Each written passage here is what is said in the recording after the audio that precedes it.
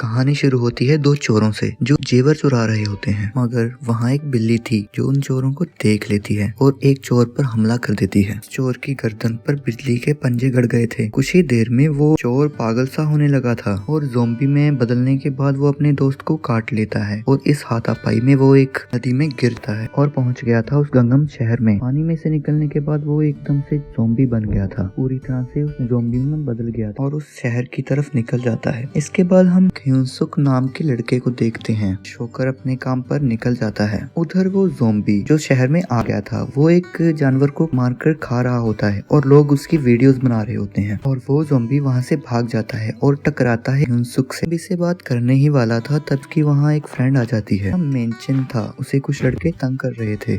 उस लड़की की मदद कर लड़कों को मार भगा देता है। हमें पता चलता है कि ह्यूनसुक लड़ाई में काफी माहिर था। वो दोनों एक ही जगह पर काम करते थे। बिल्डिंग में ये दोनों काम करते हैं। वो एक नई बिल्डिंग है, अभी कंस्ट्रक्शन चल रही होती है। उनकी कंस्ट्रक्शन चेक करने के लिए एक लेडी आई थी। वो काफी खड़ूस थी और मिंगचन दोनों एक छोटे से ऑफिस में काम करते थे। उनकी कंपनी एक यूट्यूब चैनल चलाती थी। ह्यूनसुक के बॉस को देखते हैं जिसकी नजर हमेशा ह्यूनसुक पर रहती है। उसका बॉस उस लड़की को ले जाता है तो ह्यूनसुक को बिल्कुल अच्छा नहीं लगता क्योंकि ह्यूनसुक उस लड़की को बहुत पसंद करता था। के साथ उनका एक दोस्त भी था जो उनके साथ काम करता है। इधर हम ज़ॉम्बी को देखते हैं जिसकी नजर उनकी बिल्डिंग पे थी। टीवी पे भी उस ज़ॉम्बी के बारे में बताया जा रहा था। उस ज़ॉम्बी को पहचान जाता है। सब डर जाते हैं क्योंकि वो ज़ॉम्बी उनके एरिया में ही फिर रहा होता है।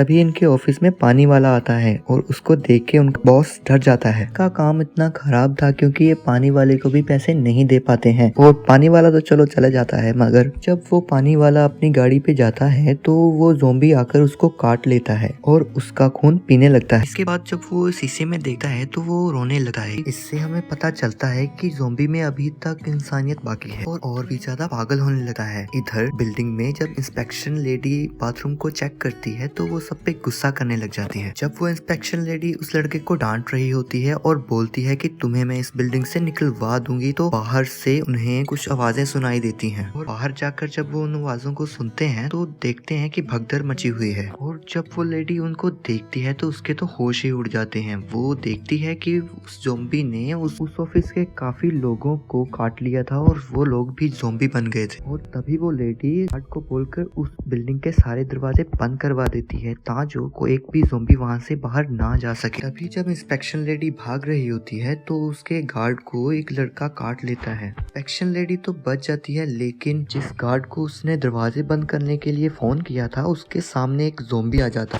है। उसके सामने कई ज़ॉम्बी आ जाते हैं जो उसको काटने के लिए उसकी तरफ भागते हैं और उसको मार देते हैं। तभी वो इंस्पेक्शन लेडी भाग जाती है और भागते भागते चिल्लाने लगती है और ह्यूनसुक के ऑफिस में पहुंचती है और उनको जाकर सारी बात बताती है। तभी उसकी बात पर कोई भी यकीन नहीं करता और तभी वो टीवी पर गैंगम ज़ॉम्बी को देखती है और उसे कहती है कि यही वो ज़ॉम्बी है जिसने सब ज़ॉम्बी बनाया है और सभी ये टीवी फुटेज देखकर हैरान हो जाते हैं। तभी उनका बॉस ये कहता है कि चलो हम एक वीडियो बनाते हैं और हमारा चैनल ग्रो करे। तभी वो सब वहां से जाकर वीडियो बनाने लगते हैं और एक गार्ड वहां रह जाता है जिसके हाथ एक ज़ॉम्बी ने काटा था। तभी इधर जब वो सब वीडियो बनाने के लिए एक दरवाजा खोलते हैं तो वीडियो बना रहे होते हैं तो ज़ॉम्बी उनको देख लेता है और ह्यूनसुक को पकड़ लेता है। उस एक ज़ॉम्बी को देखकर सभी ज़ॉम्बी उसके पीछे आ जाते हैं। तभी ह्यूनसुक अपनी दिमाग से दरवाजे को बंद कर देता है। तभी उनका बॉस कहता है कि हमें अपने चैनल के लिए बहुत अच्छी वीडियो मिल गई थी। तभी वो देखते हैं कि उनके सामने गैंगम ज़ॉम्बी आ जाता है और तभी ह्यूनसुक वहां आकर उस ज़ॉम्बी से लड़ता है, मगर वो ज़ॉम्बी उस पर भारी पड़ने लगता है। वो ज़ॉम्बी उस बॉस को भी मारने लगता है। तभी उसका बॉस उस लड़के को आगे कर देता है। ह्यूनसुक उस लड़के को बचाता है मगर वो नहीं बचा पाता, उस लड़के को काट लेता है। तभी ये सब भागकर अपने अपार्टमेंट में आ जाते हैं और ह्यूनसुक अपने बॉस से लड़ने लगता है कि तुम्हारी वजह से मेरा दोस्त मारा गया। तभी ह्यूनसुक की फ्रेंड उन दोनों को छुड़ा देती है क्योंकि वो दोनों लड़ रहे होते हैं। तभी इंस्पेक्शन लेडी उनको कहती है कि हम यहाँ से बाहर नहीं जा सकते, मैंने सारे दरवाजे बंद करवा दिए हैं। तभी इंस्पेक्शन लेडी के पीछे से वो गार्ड उस पर हमला कर देता है जिसको ज़ॉम्बी ने काटा था और वो पूरी तरह से ज़ॉम्बी बन गया था। ह्यूनसुक उस लेडी को बचाने की कोशिश करता है मगर उस नहीं बचा पाता क्योंकि उस लेडी लेडी को ज़ोंबी ने काट लिया था। अभी ये सब भागकर बाहर आ जाते हैं। जब वो बाहर आते हैं तो फिर से एक ज़ोंबी उनको देख लेता है और उन पर हमला कर देता है।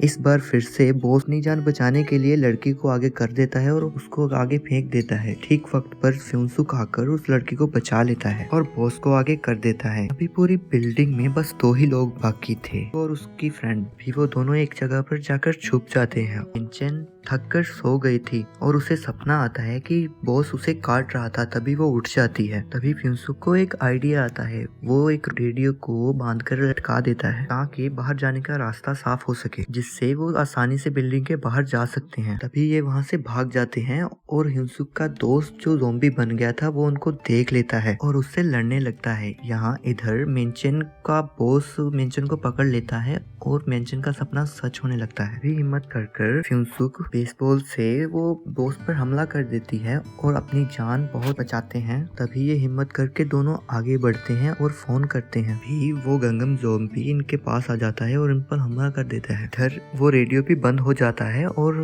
बस एक ही रास्ता था और वो रास्ता ज़ोंबीज से भरा पड़ा था। ये दोनों हिम्मत करके उन ज़ोंबीज के बीच में से निकलने की कोशिश करते हैं। फ्यूनसुक अपने हाथों और पैरों का इस्तेमाल करके उन ज़ोंबीज को पीछे कर रहा था और लड़की बैट की मदद से को मार रही थी। यहाँ पर ज़ोंबी हद से ज्यादा थे। वो उनके पीछे आ जाते हैं और ये दोनों घबरा कर सीढ़ियों के पास चले जाते हैं। ऊपर से भी ज़ोंबी आ रहे थे और नीचे से भी। ये दोनों सेंटर में फंस गए थे। ये दोनों फर्स्ट फ्लोर पर आ जाते हैं मगर वो ज़ोंबीज जहाँ भी भरे पड़े थे। ये भागकर कार पार्किंग में चले जाते हैं। चारों ओर से ज़ोंबीज आ रहे थे तो फ्यूनसुक मिनचेन को गाड़ी में बंद कर देता है। अकेला ही उन सबसे लड़ने लगता है। ज़ोंबीज की तादाद बढ़ने लगी थी। तभी मिनचेन का हाथ रेडियो पर लगता है और रेडियो चल पड़ता है और उस रेडियो की आवाज सुनकर और भी ज़ोंबीज उनकी तरफ आ जाते हैं। फ्यूनसुक गाड़ी के ऊपर चढ़ जाता है। ज़ोंबी फ्यूनसुक को गाड़ी के ऊपर से खींच के नीचे गिरा देते हैं। यही हमें लगता है कि फ्यूनसुक भी मर चुका है। और तभी अच्छे वक्त पर फायर मिशन ले आती है और उन सब ज़ोंबीज पे कर देती है और फ्यूनसुक को बचा लेती है। सारे ज़ोंबीज तो वहाँ से भाग जाती है, लेकिन जब वो आगे बढ़ते हैं तो वहाँ भी कई ज़ोंबीज होते हैं और तभी उनके सामने आ जाता है गंगम ज़ोंबी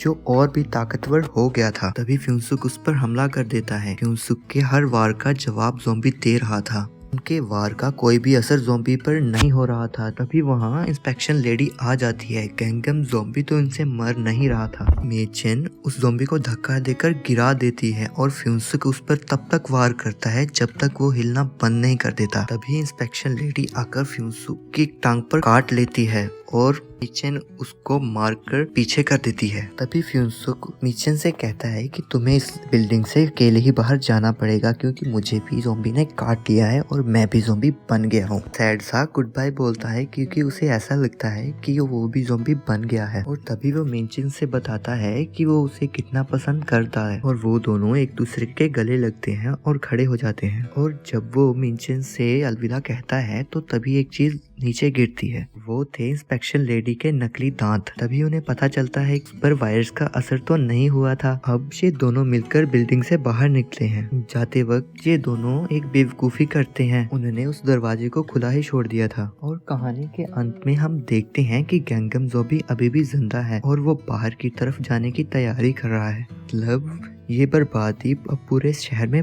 फैलने वाली थी। क्या अब ये ज़ोंबी सारे शहर को ज़ोंबी बना देगा? होगा इस गंगम शहर का। इसी के साथ ये कहानी खत्म हो जाती है।